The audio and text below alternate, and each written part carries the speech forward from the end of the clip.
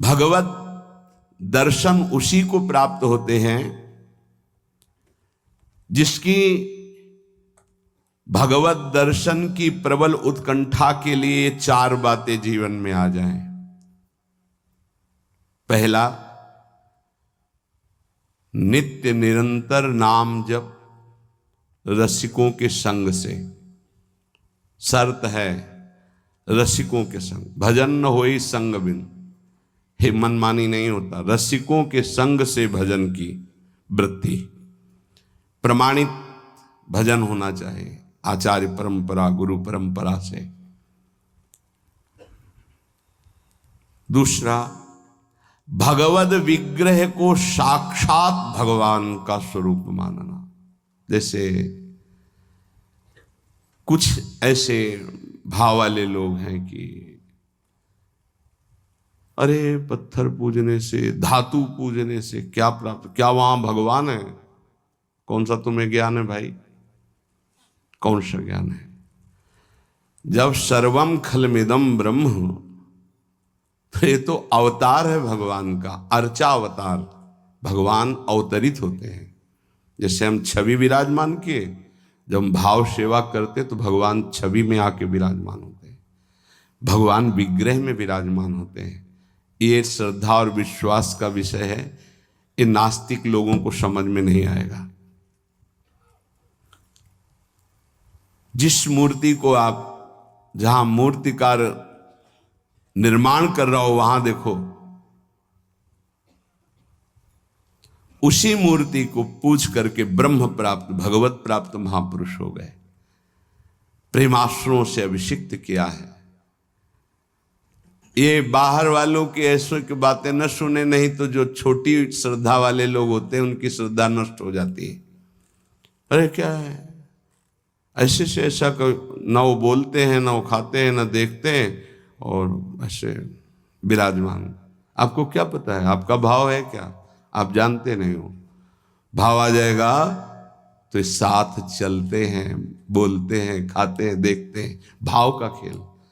एक प्रसंग में एक ब्राह्मण बूढ़े के साथ एक जवान तीर्थ यात्रा में गया था। सारांश में बता रहे हैं। ब्राह्मण तीर्थ यात्रा का इच्छुक हुआ, पर उसको लगा कि मेरे बेटे तो हैं, पर धनी होने के कारण वो विलासिता में युक्त हैं, मेरे साथ तो चलेंगे नहीं।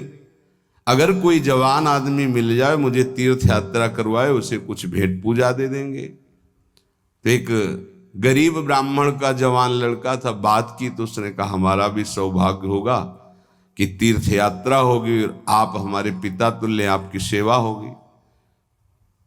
समस्त तीर्थों में भ्रमण कराया। जब वृंदावन आए तो बहुत सेवा उसने की। उसका मन बहुत प्रसन्न हो गया। धनी का वृद्ध था तो गोपाल जी के दर्शन कर रहा था। उसने कहा वृंदावन को साक्षी करके, गोपाल जी महाराज सामने हैं, मैं बहुत प्रसन्न हुआ तुम्हारे ऊपर, तुमने इतनी सेवा की। एक बेटी ब्याह योग्य है, मैं तुम्हें ब्याह करवा दूंगा अपनी बेटी से। उनका देखो, हमने तो नहीं कहा, तुमने कहा है ना, इस बात को ध्यान रखना, वहां जाके भूल मत जाना। ऐसा ही हुआ। सारांश में बताया। वो जब गांव पहुंचा तो वृद्ध की हिम्मत नहीं हुई अपने धनी बेटों से कह दे कि बहन का ब्याह उस गरीब के साथ कर दो। काफी दिन हो गए, कोई चर्चा ही नहीं, तो ब्याह की बात थी। उस गरीब ब्राह्मण ने जाके कहा बूढ़े ब्राह्मण से कि आपने कहा था भगवान के सामने कि अपनी बेटी का ब्याह तुम्हारे साथ कर देंगे। तो जवान बेटों के भय से उसने कहा मुझे याद नहीं ऐसा कुछ। भाई याद नहीं? तुमने भगवान के सामने कहा था। और कह रहे हो याद नहीं? तो बेटों ने कहा कि चलो भागो यहां से। भगवान के सामने कहा बुलाओ भगवान को, अगर साक्षी दे देंगे तो हम बहन का ब्याह कर देंगे। बोले पक्का? तो उनको पता था कि मूर्ति कोई बोलती थोड़ी, चलती थोड़ी। तो उनका हाँ पक्का। बोले पंचों के बीच में बोल दो। पहले गांव में पंचायत होती थी पिंड छुटाने के लिए कि अतरे दिन ये परेशान करेगा, तो उन्होंने कहा पंचों के सामने यदि ठाकुर जी आके गवाही दे दे तो ब्याह करवा देंगे। ओ गरीब आदमी जो कुछ था बेचा फिर वृंदावन आया, ठाकुर जी गोपाल जी से कहा कि महाराज आपके सामने हमारे ब्याह की बात कही थी इस वृद्ध ब्राह्मण ने, आपको गवाही देना पड़ेगा तब हमारा ब्याह होगा। हाँ, कौन सुने। समय हुआ, ठाकुर जी का शयन भोग लगा, पट बंद हो गए, वो बैठे ही रहे बाहर। वाह गोपाल जी महाराज, आप जब बोलोगे तभी हमारा ब्याह होगा और हम तभी यहां से जाएंगे जब आपको साक्षी दे। सब चले गए थे वो अकेले, उसको विश्वास था भगवान है। अंदर से आवाज आई, मूर्ति कहीं चलती है क्या कि चलकर साक्षी दे। बोले महाराज मूर्ति बोलती थोड़ी है, आपने बोला ना तो आओ निकल के बाहर। अब उनके लिए कोई पर्दा है क्या? ललित त्रिभंगी वैसे। बोले देखो यार, अब तुम्हारे प्रेम के कारण हम बाहर तो निकल आए, तुम उसको यहीं बुला दो, हम यहीं साक्षी। बोले महाराज वो नहीं आएगा, हमारा ब्याह रुक जाएगा, आपको चलना पड़ेगा। बोले चल तो देंगे, लेकिन देखो हम वृंदावन के ठाकुर हैं, हमको तो अच्छा अच्छा माखन मिश्री और सब भगवान ने बहानेबाजी। बोले महाराज हमें पता था कि आप भोगराग के लिए कहोगे तो हमारे पास जो संपत्ति थी बेच के आए, खूब खवाते पियाते चलेंगे महाराज। बोले चलो अच्छा, देखो दृढ़ विश्वास। बोले महाराज हम जानेंगे कैसे कि आप आ रहे हो? बोले मेरे नूपुरों की ध्वनि सुनाई देगी, और देखो लौट कर जहां देख लोगे उससे आगे फिर हम नहीं जाएंगे। ठीक है महाराज, जब भोग लगाने का समय आएगा तो हम बोल देंगे, तब तुम हमारा भोग लगाना, और जब हम चलेंगे तो लौट कर पीछे नहीं देखोगे। ठीक है महाराज। अपने प्रांत पहुंचे, उड़ीसा प्रांत। गांव जब नजदीक रह गया तो सोचा मुड़ के तो देखे, केवल पायले धुनी है, ठाकुर जी भी है। मुड़ के देखा तो श्याम घन साक्षात प्रभु। प्रभु ने कहा देखो तुमने वादा तोड़ दिया, अब हम यहां से नहीं जाएंगे। बोले महाराज अब तो कोई बात नहीं। गांव में दौड़ के गया, गोपाल जी आए, प्रभु आए साक्षी देने के लिए मेरे ब्याह के लिए।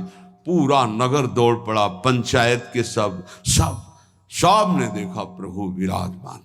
अब किसी की हिम्मत थोड़ी थी कि पूछ ले, जबरदस्ती उस बुड्ढे से कहा ब्याह करो, भगवान वृंदावन से साक्षी। आज भी साक्षी गोपाल के रूप में भगवान विराजमान। क्या हुआ?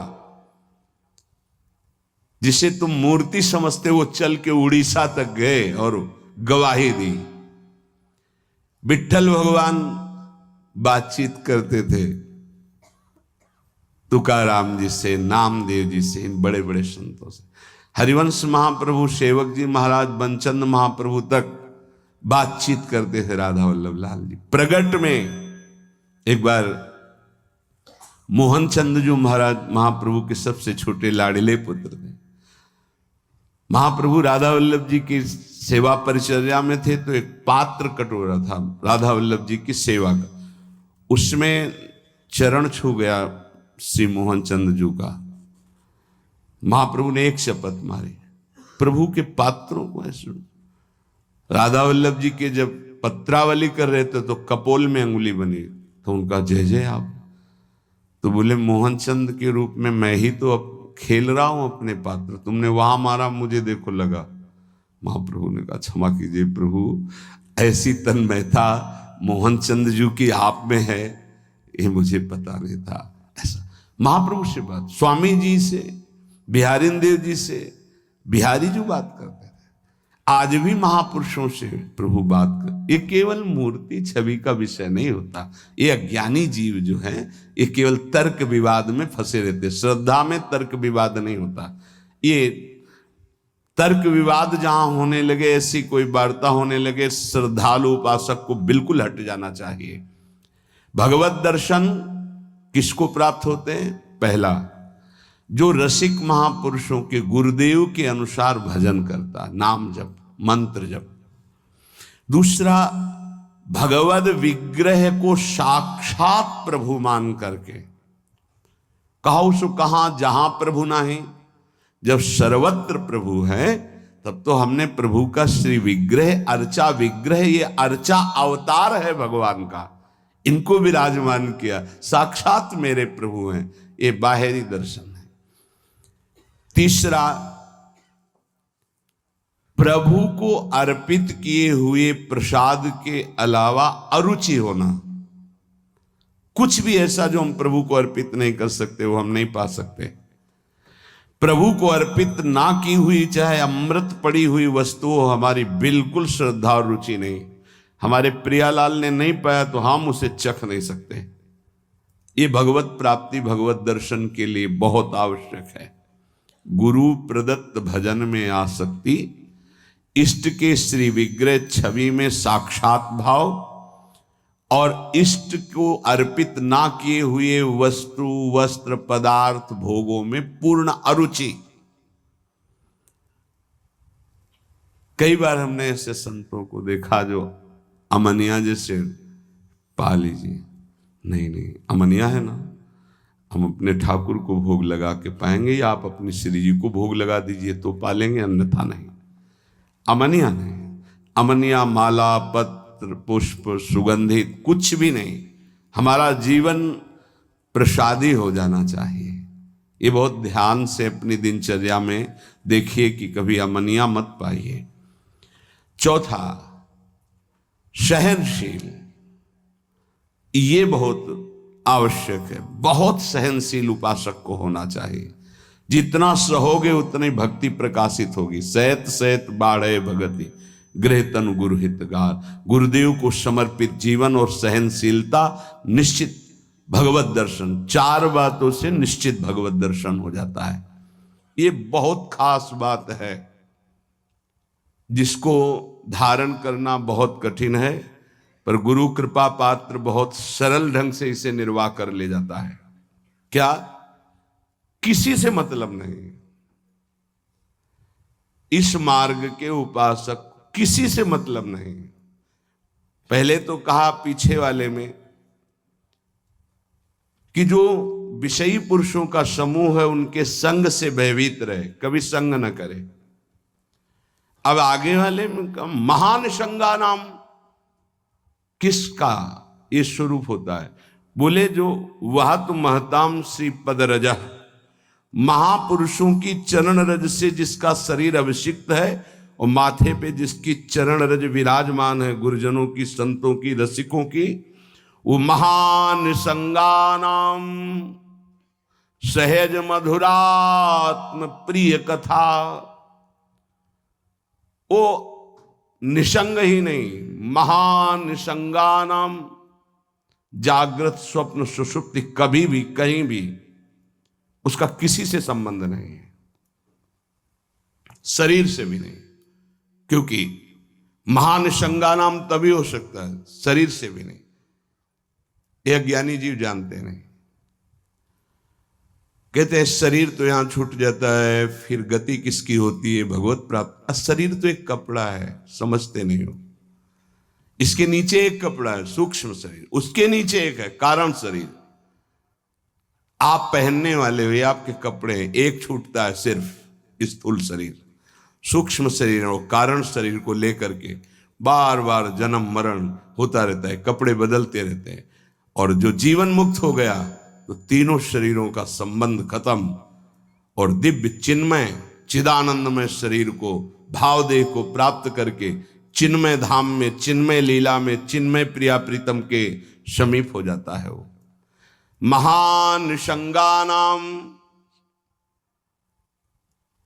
साधक का स्वभाव ऊपरी बड़ा ही रुक्ष होना चाहिए। साधक का रुक्ष, सबको ये लगना चाहिए कि बड़ा बेरुखा आदमी है ये,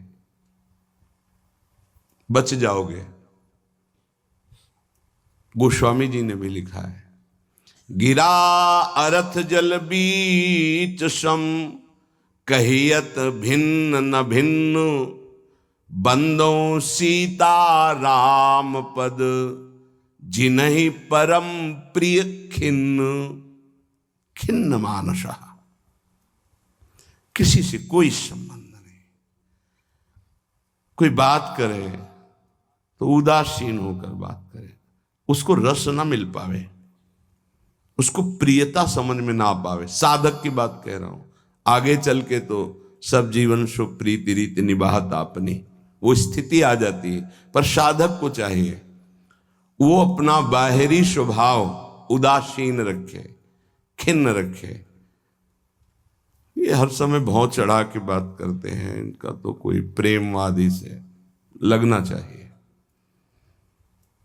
मुस्कुरा करके बात करना, ये आगे चलकर आता है। हंसी बोले बहुमान दे, बहुमान किसको दे रहा? आराध्य देव को। वो हंस किससे रहा? आराध्य देव से। साधक की हर समय स्थिति ऐसी नहीं होती, इसलिए उदासीन अति रही गोसाई। पूज्य श्री गोस्वामी जी महाराज कहते हैं साधक को उदासीन रहना चाहिए, बाहर से गंभीर, हंसी मजाक बातचीत गंभीर। सत्य बात तुम्हें बता दी, स्वीकार करो ना स्वीकार करो, आगे चलती है। उदासीनता, गंभीरता, खिन्नता ये साधक के स्वभाव में होनी चाहिए। बहुत मिलनुआ स्वभाव, हंसकर बात करना, ये आगे चलकर, अभी नहीं। उसको दबाओ उस वृत्ति को। बगल से कोई निकल गया, आपको राधे श्याम कहने की स्मृति उससे नहीं आनी चाहिए। कौन निकला आपको पता नहीं। दर्शन कर रहे हैं, कभी कभी ये भी पता नहीं चलता कि प्रभु पोशाक कौन धारण किए।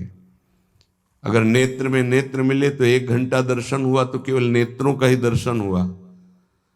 पत्रावली कपोल में कैसी बनी ये भी याद नहीं रहा। ऐसी होती एकाग्रता। सत्संग सुनने गए तो सिर्फ वक्ता की मुखाकृति और वचन, आप बैठे आसपास आपके कौन बैठा आपको कोई परिचय नहीं। ऐसी महानिसंगता उपासक को चाहिए। ये कब आती है? जैसे जड़ भरत जी रहुगण को कहा कि महापुरुषों की चरण रज से अभिषिक्त होने पर ही ये ब्रह्मबोध होता है। प्रहलाद जी ने कहा निष्किंचना नाम न वृणीत यावत, जब तक निष्किंचन महापुरुषों की चरण रज नहीं लगेगी तब तक ऐसी निष्ठा नहीं होती जैसी मेरी है। शिरो में शोल्लासम बहत महताम सी पद रजा, ये महत पद रज कहां मिलेगी? हर कण वृंदावन का ये महापुरुषों की चरण रज, प्रियाजू की चरण रज महापुरुषों के आंसुओं से भींगा हुआ है। जहां की भी रज मिले उसे अपने धरोहर के रूप में, संपत्ति के रूप में, जैसे बहुत बड़ी क्या धरोहर, ये प्रिया प्रीतम की संपत्ति, प्रेम संपत्ति प्रदान करने वाली, इसे आप लगाओगे तो आप सुरक्षित हो जाओगे। ये कवच है। कई बार शास्त्रों बारे चर्चा हुई है, पर बड़े भाग्यशाली साधक उपासक उपासिका होंगी जो इस बात को स्वीकार किए हैं कि रोज स्नान के बाद शरीर में रज लगाते हैं।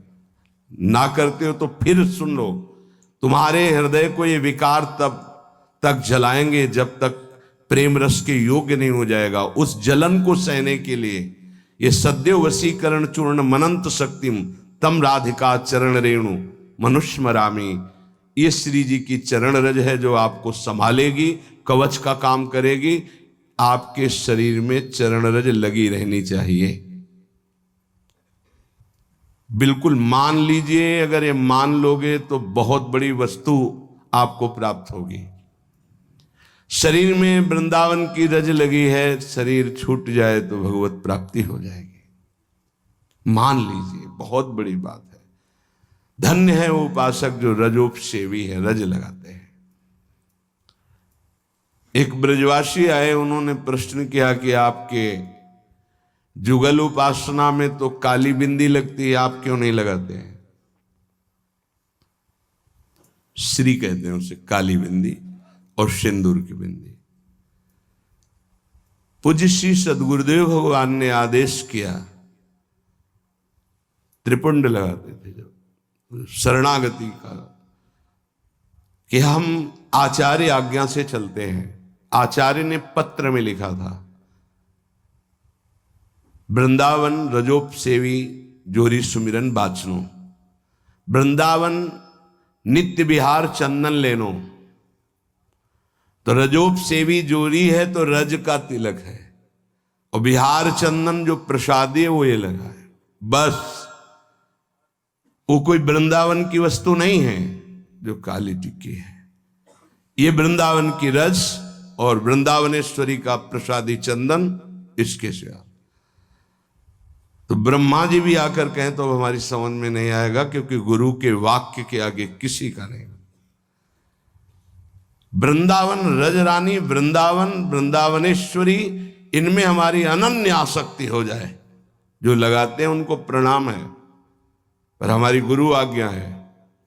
आचार्य श्री हितजू महाराज, वृंदावन रजोप सेवी हरिवंश जोरी सुमिरन बाचनो, वृंदावन नित्य विहार चंदन लेनो, आज्ञा है, उसी का पालन है।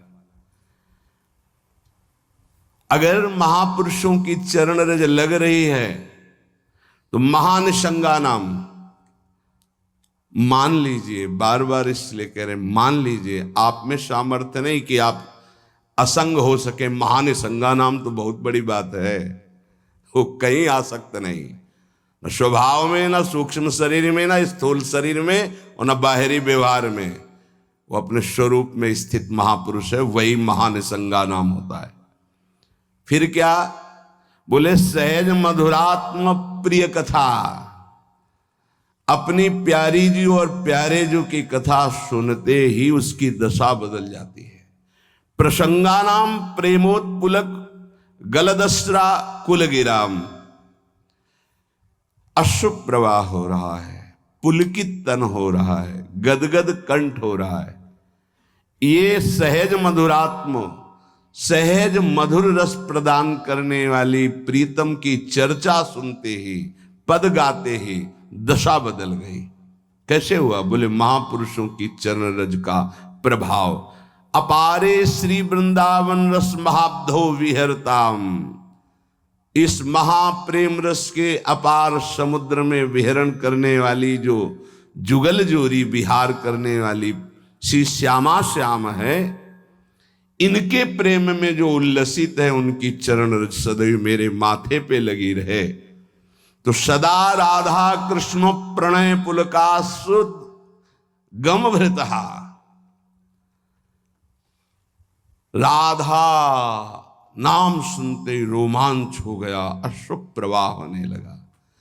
श्यामा श्याम की बात सुनते ही, पद सुनते ही पुलक, पुलकावली, अश्रु बहने लगे और देह कंपायमान होने लगी। ये बड़े भाग्यशाली, इसमें जानबूझकर नाटक न करे, स्वाभाविक आ जाएगा। नाम जप करो, रस सिंधु वृंदावन की रज लगाओ और रहनी से रहो तो स्थिति आ जाएगी। एकांत में चिल्ला चिल्ला के रोने का मन होता है। जैसे डकार आती है ना, तो उसको निकलना ही पड़ेगा। ऐसे रोना आता है, स्वाभाविक। क्यों रोना आता है? कुछ चाहिए, कोई दुख, कोई विपत्ति? नहीं, स्वाभाविक वो एक प्रक्रिया है उस प्रेम की। रोना आता है, हल्का हो गया, रोया, थोड़ा शांति मिली। अगर रोएगा नहीं तो रह नहीं सकता। उसकी दिनचर्या है रोना, कभी भी कहीं भी भाव आ जाएगा। किशोरी कंदर्पा कुल कनक गौरांग लतिका, आहा, जो किशोरी जो हमारी गौर वर्ण है, जो कनक लता है, ऐसे उपासक का यही जीवन हो जाती है। जीवन का तात्पर्य प्रसाद सृग वस्त्राभरण कृत भूषा प्रणयनो, वो इनके प्रसाद से प्राण पोषण करता है। इनके चरणामृत की ही वो वृत्ति साधना है। हमारा साधन बल क्या है? इनका चरणामृत। वस्त्राभरण, कोई भी वस्त्र बिना प्रसादी के लाडली जू का, गुरुदेव का, शरीर पे नहीं धारण। नवीन वस्त्र को देखा गुरुदेव भगवान कैसे प्रसादी करते हैं। पहले उसे धोते हैं, प्रक्षालन करते हैं, फिर सुखाते हैं, फिर श्री जी के सिंहासन में स्पर्श करा के रजरानी में ऐसे 1-2 बार फिर उसे धारण करते हैं। श्री जी का पहले धोते हैं नया वस्त्र, श्री जी के सिंहासन को अर्पित करके फिर रज रानी में 1-2 बार लोट लगा के उस वस्त्र को फिर धारण करते हैं। वस्त्रा आभरण प्रसाद, प्रसाद स्वरूप ही हमारा भोजन है। प्रसाद चरणामृत, प्रसाद वस्त्र आभरण, प्रसादी माला, प्रसादी पुष्प, प्रसादी इत्र, इनका बड़ा आदर करें। श्री जी का प्रसाद यही हमारा जीवन है। अगर अमनिया आप पाते हैं तो आपके हृदय में भाव सूखने लगेगा, अगर जग भी गया है। अमनिया जल भी नहीं, अमनिया भोजन भी नहीं, प्रसाद। प्रपद्ये श्री वृंदावन भुवि विचित्राखिल कलाहा, समस्त कलाओं में जानने वाली शिरोमणि श्री लाडली जो ऐसे उपासक के हृदय में अपनी समस्त कलाएं प्रकाशित कर देती, अर्थात वो सहचरी भाव को प्राप्त हो जाता है। विचित्र अखिल संगीत गायन कलाओं का, चतुरता का वो मूर्तिमान स्वरूप हो जाता है। ऐसे में वृंदावन की भूमि में उन प्रेमी जनों का आश्रय लेता हूं जो ऐसे जिनका जीवन हो गया है महानिशंगा नाम, किसी से संपर्क नहीं, और श्री जी के प्रति किशोरी कंदर्पाकुल कनक गौरांग लतिकाहा, जो गौरांगी श्री प्रिया जो हैं, लाडली जो हैं, जो श्याम तमाल की कनक बेल की तरह विराजमान